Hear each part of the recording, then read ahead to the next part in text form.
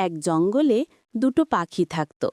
একটির নাম সুখ পাখি, আরেকটির নাম দুঃখ পাখি। সুখ পাখি সব সময় খুশি থাকে, হাসে, গান গায় আর অন্যদের সাহায্য করে।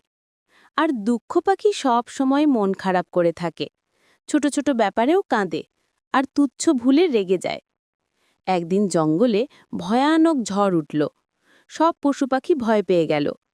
দুঃখ পাখি কাঁদতে কাঁদতে বলল, আমি তো পারবো না, আমার বাসা ভেসে যাবে। কিন্তু সুখ পাখি তার কাছে উড়ে এসে বলল, ভয় পেও না, আমরা একসাথে কিছু একটা করতেই পারি। দুজন মিলে গাছের মোটা ডালের নিচে আশ্রয় নিল। সুখ পাখি বলল, যখনই সমস্যা আসে তখন ভয় না পেয়ে ভাবতে হয় আমি কি করতে পারি। দুঃখ পাখি একটু সাহস পেল।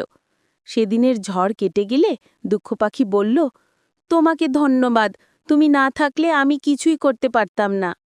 সুখ পাখি হাসল। বন্ধুত্ব মানে সুখ দুঃখ ভাগ করে নেওয়া। তারপর থেকে দুঃখ পাখি আর আগের মতো মন খারাপ করে বসে থাকত না।